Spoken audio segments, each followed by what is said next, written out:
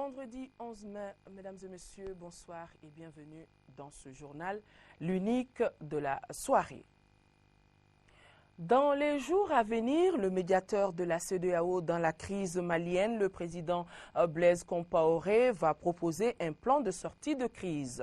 Ce plan mettra ensemble le gouvernement de transition, le CNRDRE et les différents mouvements armés. C'est ce qu'a déclaré cet après-midi l'émissaire du président du Faso, le ministre des Affaires étrangères Djibril Bassolé, en compagnie de Adama Bitogo, ministre de l'intégration de Côte d'Ivoire. Les deux ont été reçus par le président de la République par intérim, Amadou Sankaré. Après avoir rencontré hier le président du CNRDRE à Kati, les deux émissaires de la CEDEAO, les ministres Djibril Bassolé et Adama Bitogo, étaient cet après-midi à Koulouba pour rencontrer le président de la République par intérim, professeur Dioncounda Traoré. Au cours des échanges, les trois personnalités ont passé en revue les différents points de la médiation. Le dialogue se poursuit. Le but ultime, comme vous le savez bien, c'est de stabiliser le dispositif institutionnel que nous avons adopté pour conduire la transition. Les défis sont extrêmement importants pour le Mali. La communauté des chefs d'État de la CEDEAO s'est entièrement mobilisée pour que le Mali puisse retrouver sa cohésion, puisse retrouver l'indispensable coopération que ce pays doit entretenir avec la CEDEAO et la communauté internationale afin de relever les graves défis qui touchent à l'intégrité du territoire. Nous pensons d'ailleurs que dans un proche avenir, le président médiateur, le président du Faso, pourra proposer un plan de sortie de crise, un plan qui aurait comme premier objectif que tous ensemble, les mouvements armés du Nord, le gouvernement de transition, la CEDEAO, nous nous entendions sur les modalités de retrouver l'intégrité territoriale du Mali. Sur la question de la transition, le ministre Bassolé se prononce. Nous ne voulons pas que 40 jours après, le Mali se retrouve encore dans une turbulence qui l'éloigne de ses préoccupations majeures. Si je comprends bien, après les 40 jours, le président Dioncounda continue. Je ne vous ai rien dit de cela, j'ai dit nous cherchons à stabiliser le dispositif institutionnel. Enfin, les émissaires ont invité toutes les parties prenantes à aider la CEDEAO pour sortir le Mali de la crise.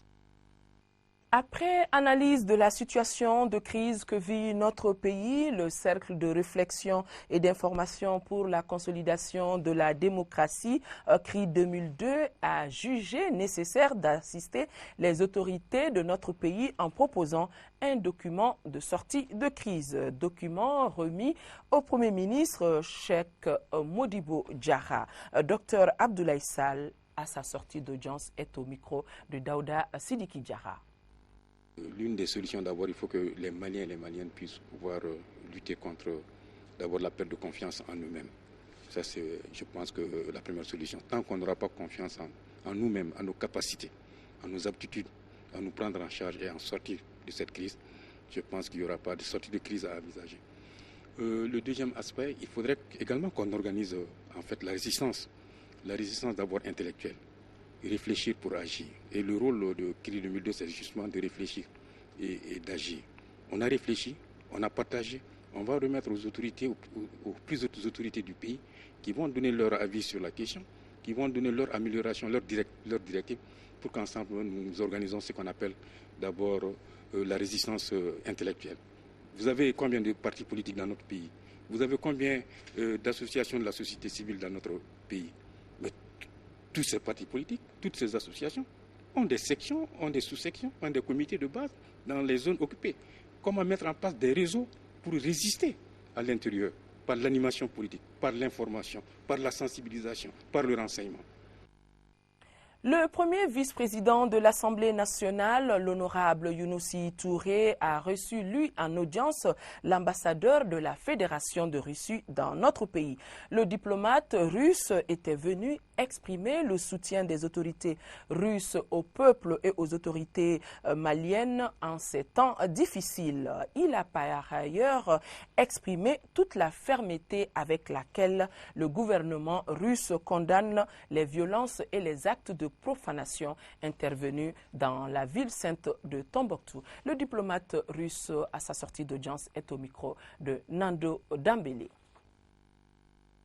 Je suis venu voir le président pour lui témoigner notre sympathie, notre soutien dans ces temps difficiles. J'ai souhaité, en toute sincérité, vraiment que les problèmes du Mali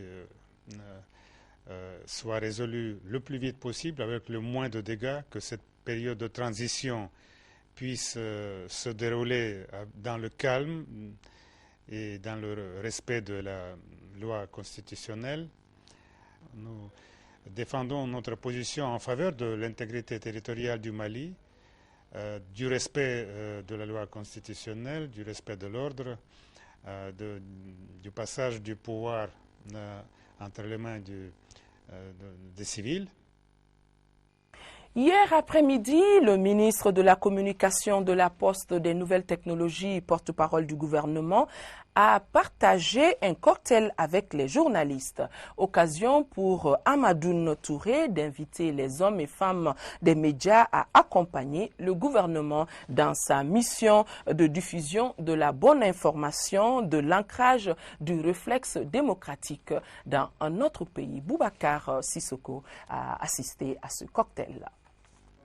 Il urge de s'atteler au travail bien fait pour redorer le blason du Mali-Bas, le grand Mali légué par nos ancêtres aujourd'hui divisés.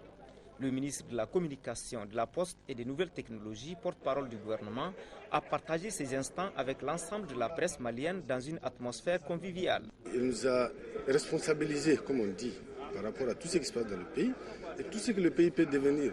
La communication, quoi qu'on dise, elle est transversale. Nous avons un grand rôle à jouer dans le cadre d'abord de la restauration de l'intégrité de notre territoire, en termes de sensibilisation, de formation et d'information vis-à-vis de l'opinion nationale et internationale, vis-à-vis de l'intérieur et de l'extérieur. L'occasion était donc opportune pour le ministre de la Communication, de la Poste et des Nouvelles Technologies, porte-parole du gouvernement, d'inviter la presse à aider le gouvernement dans ces moments si critiques.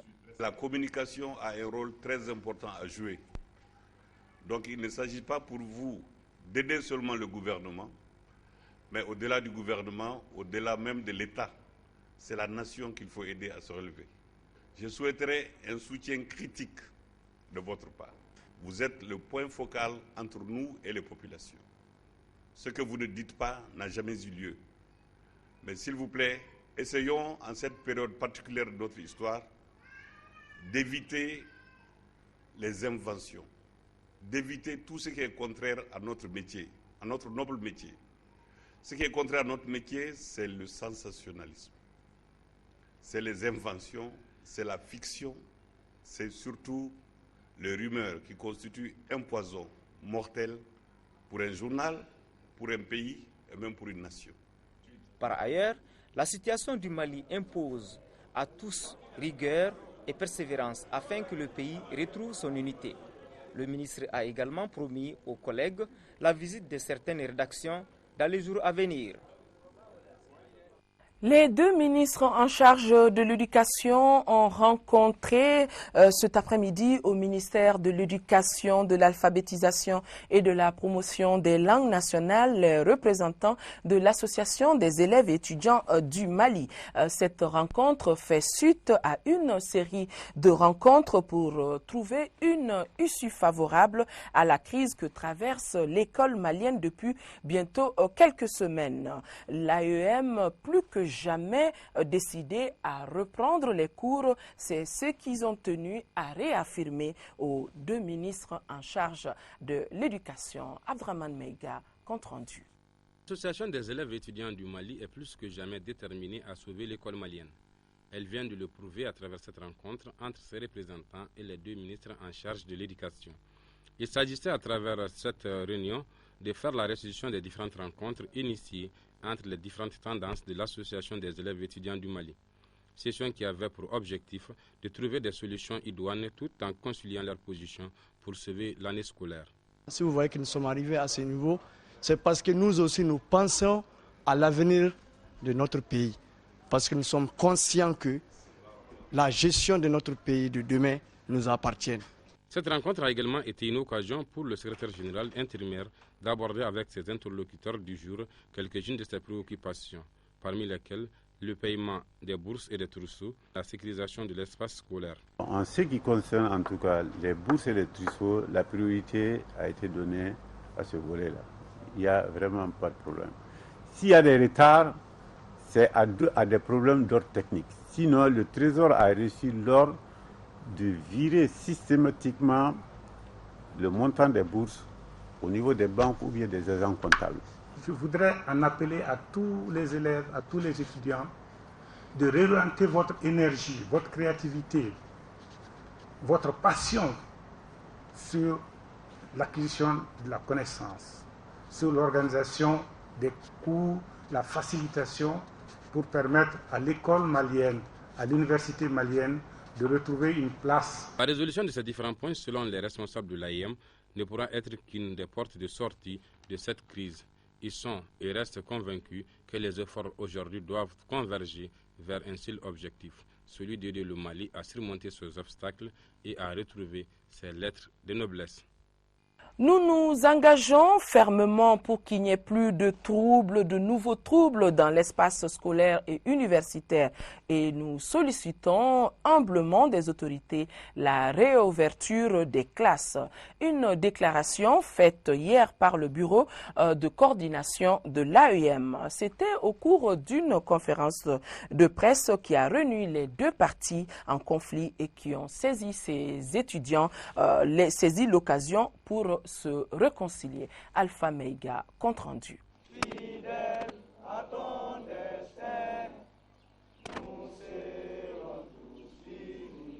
En entonnant l'hymne national du Mali, les élèves et étudiants regroupés au sein de l'AEM ont voulu marquer d'un saut leur dévouement pour la patrie. Ainsi, autour de cette table, les deux parties en conflit. Elles se sont retrouvées pour sceller devant l'opinion nationale l'unité au sein du mouvement suite aux troubles restants survenus dans l'espace scolaire avec le bilan d'un mort et plusieurs blessés. L'heure n'est plus aux querelles. Je vous invite tous à la réconciliation totale. Ayez confiance aux autorités. Plus jamais de querelles dans l'espace scolaire et universitaire. La cérémonie a été mise à profit pour lancer un cri de cœur à l'endroit des autorités. Bientôt 2 semaines, élèves et étudiants ne partent plus à l'école. C'est pourquoi nous, élèves et étudiants du Mali, sollicitons humblement les autorités de ce pays de bien vouloir procéder à la réouverture des classes. Nous nous engageons fermement à ce que de nouveaux troubles n'aient plus lieu dans l'espace scolaire et universitaire. Avec la situation qui prévaut au Mali, la réconciliation des cœurs et des esprits doit être prônée de jour comme de nuit. Le ministre Amadou Touré, en charge du département du commerce, des mines, de l'industrie, a rencontré aujourd'hui les opérateurs miniers avec lesquels il a d'abord voulu se familiariser et évoquer avec eux les difficultés qu'ils rencontrent. Face à ce contexte difficile, il les a rassurés du soutien total du gouvernement et les a exhortés à continuer les activités. Les opérateurs miniers ont salué cette initiative du ministre Touré et ont profité pour lui faire l'état actuel des difficultés auxquelles ils sont confrontés, chacun dans son domaine respectif. Cette première rencontre du ministre avec les opérateurs miniers devra servir de point de départ pour une collaboration sincère entre le ministre et les opérateurs du secteur minier. Signature de convention de partenariat entre Plan Mali et l'Institut national de la statistique.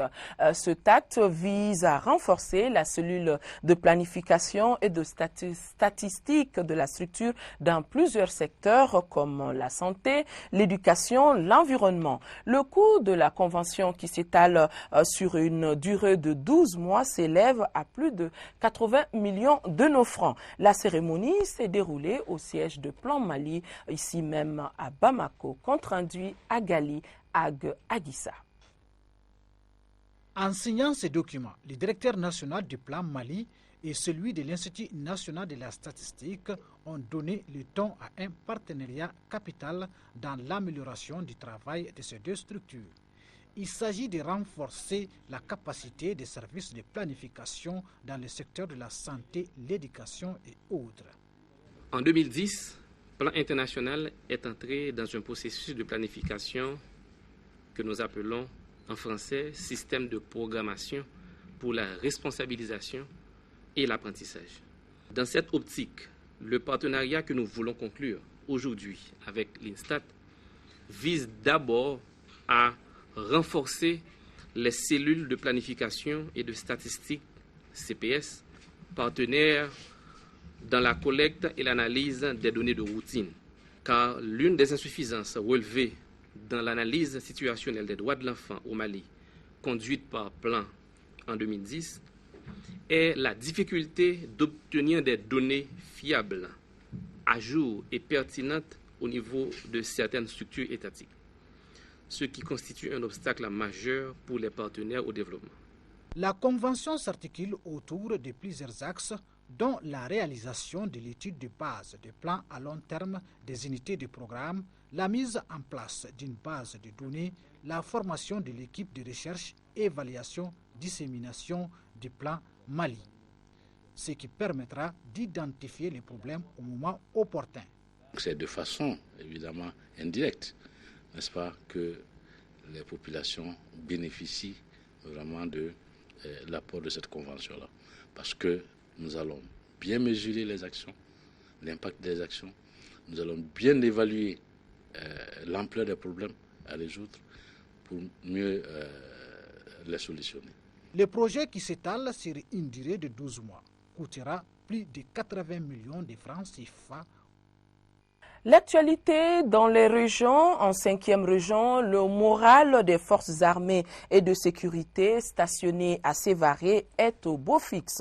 Le constat a été fait par le chef d'état-major général des armées, le colonel-major Ibrahima Dambélé, qui les a rencontrés au poste de commandement régional numéro 6 de Sévaré. Le point avec Mamari Koné. En réservant sa toute première sortie au poste de commandement régional militaire numéro 6 de Mopti, le tout nouveau chef d'état-major général des armées voulait s'enquérir du moral de la troupe.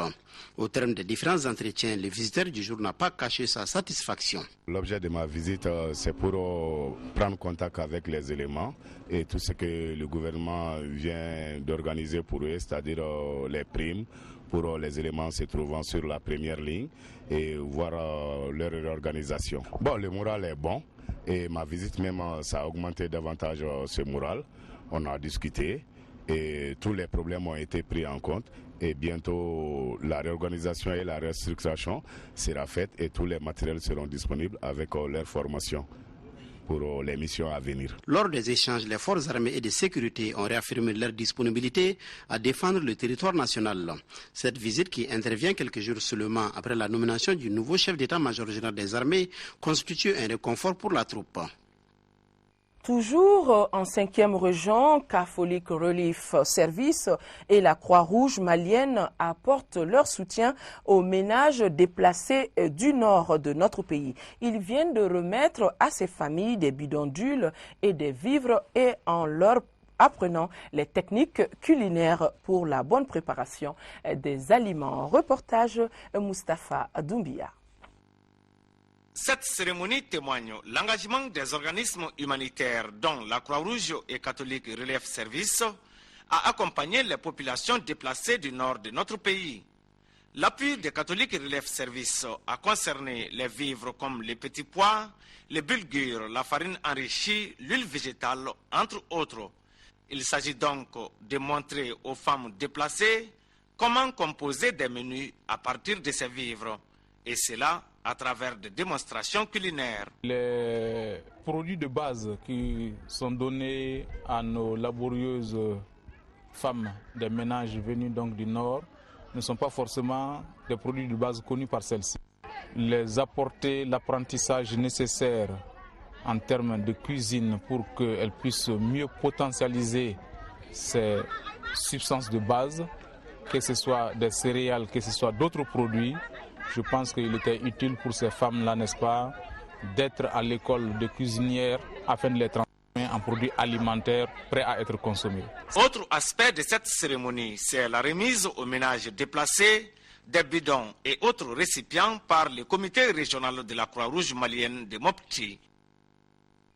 En 4e région, motion de soutien au CNRDRE, c'est de la part de l'école privée Naomi de Sori Ibrahima Konandji de Ségou. Les élèves de cet établissement ont chanté ce matin l'hymne national et ont remis une somme symbolique à l'armée nationale. C'était devant le camp militaire de Ségou pour ceux qui connaissent la ville de Ségou.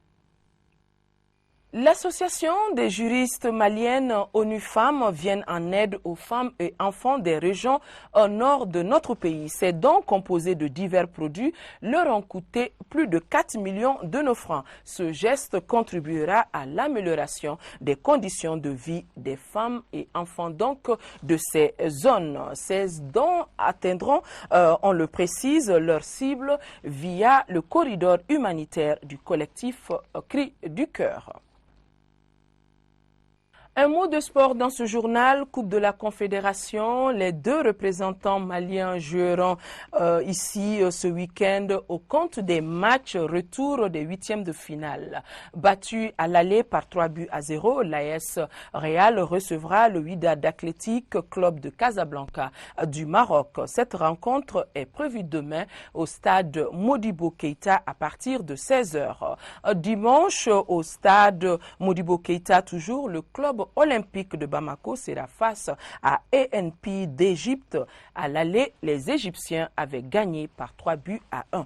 Au siège des deux formations, l'espoir est tout simplement permis. Compte rendu Abdul Karim Kaba. Nous, c'était de la maladresse et le manque d'espérance. Les Olympiens pouvaient ramener un autre résultat à Bamako. C'est en ces termes que l'entraîneur du club olympique de Bamako a situé l'enjeu de cette rencontre retour face à NPP d'Égypte. À présent, toutes les conditions sont réunies pour faire une bonne opération à domicile. Depuis notre retour du Caire, nous sommes là depuis le dimanche à l'internat au 26 mars. Je pense que le tout se passe en merveille. On se prépare très bien. Les jeunes sont dans les meilleures conditions possibles. Enfin, de relever ces défis. Les différentes phases de jeu ont été revues et avec l'appui des autres techniciens de la place. En mauvaise posture en championnat, une qualification d'abord pour le tour de cadrage serait une motivation forte pour redresser la barre. Certes, la tâche sera difficile, mais pas impossible. Au dire de l'encadrement technique, tout porte à croire que les Verts peuvent créer la sensation ce dimanche au stade Modibo Keïta à partir de 16h face à NPPI d'Égypte. Dans le fief des Scorpions, l'autre porte-drapeau du Mali en Coupe de la Confédération, le moral est au beau fixe. Surtout avec la victoire lors de la dernière sortie en championnat national. On a gagné avant-hier le championnat, ça nous a beaucoup remonté le moral. On est prêt à surmonter, à faire un bon match le samedi. On va jouer à l'attaque à outrance pour essayer de marquer, de ne pas encaisser. Battu par 3-0 à l'aller, les Noirs et Blancs n'ont pas d'autre choix. L'attaque à outrance, sans oublier la ligne de défense, sera le maître mot ce samedi contre Wydad Athletic Club de Casablanca du Maroc. L'AS Real WAC du Maroc, c'est ce samedi au stade Modibo Keïta à partir de 16h. Ce jour, 11 mai, les reggaemen du monde entier se souviennent. 31 ans disparaissait Robert Nesta Bob Marley, le roi, le king du reggae, l'auteur de célèbres titres comme Africa United, No Woman No Cry. Voilà donc beaucoup de musique reggae à travers le monde cette nuit. Mesdames et messieurs, c'est tout pour ce journal, l'unique de la soirée. Merci de l'avoir suivi. Demain, 20h, Ndeye Sissoko sera là pour l'édition de la soirée. Excellente nuit à tous. Au revoir.